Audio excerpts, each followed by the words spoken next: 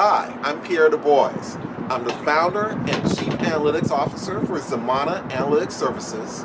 I am a Gary, Indiana native, and I reside not only on the interwebs, but also here in Chicago, based out of Blue 1647, a tech incubator that is in the Pilsen neighborhood of Chicago, Illinois. I have been in the tech space now for at least 9 years. That's 9 years ago is when I started Zamana Analytics. And it's been a joy and part of a lifehood dream of starting my own business. One of the reasons why I got into technology was to basically solve a problem, but I kind of got into it in a very backwards way, in all honesty. I started off, I did my MBA from Georgia Tech, and I had an interest in venture capital, and particularly in starting a VC firm someday that would be open towards minority businesses. And in the process, I learned about analytics, and I learned about how analytics can help not only with digital marketing, but also potentially tie in with operations for small businesses. And that little bit kind of turned my ear a little bit more towards the analytics side, and it served a very big practical purpose in having an earlier conversation with small businesses about not only their digital marketing, but maybe even their operations, and trying to come up with some solutions as well. So with that, I struck out and started with Zamana back in 2009, and it's been a glorious ride. And I think when I think about blacks in technology in general, I think it's a very unique time when you talk about black entrepreneurship and black economics, frankly. The neat thing about technology now, particularly with the internet, particularly with programming, particularly with apps and software, is that a small team can get together and use that software to solve a very specific problem.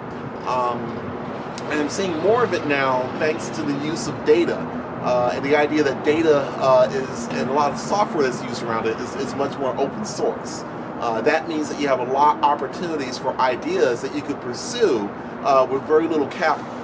And I think that's very important for black entrepreneurs. If you look at the history of African American culture, we've always started with a lot of challenges, facing a lot of challenges.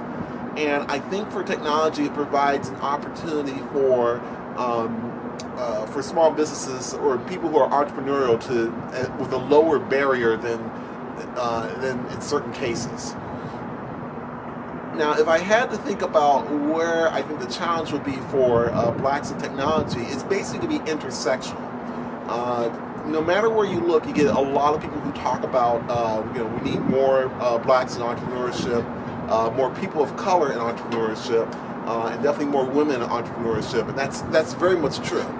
But I also think it's about being intersectional. This is what I mean by that. It's looking at services and products that can complement other services and products and can kind of be almost a wedge and a way of survivability and making your business last. For analytics, for example, a lot of times I've had people ask me and say, hey, is it web design? And while analytics touches upon web design, it's much, much more than that. It's much more than SEO, much more than paid search. It gets into a lot of different applications in terms of apps, even chatbots now, and a lot of that has been from the advancement of JavaScript. And that's just a small piece of it. I mentioned about data. The idea that you can take R programming and come up with machine learning languages or machine learning applications is phenomenal. So that intersection, those tools can be used in a lot of different applications. And I can say personally that I've worked not only with small businesses, but also with nonprofits as well. So that intersectionality, the ability to provide a product or service that can touch a number of different industries, a number of different companies, a number of different products and services is important. And I think for survivability, I think what blacks in technology must look at is not only understanding code and programming, but also understanding intersectionality. And in doing so, I think what it would do is that it provides kind of this two-pronged strategy. The idea of being on a larger global platform, which I think is very, very important, but also finding ways to give back to the community. To borrow a quote from the movie Steve Jobs, it's not binary.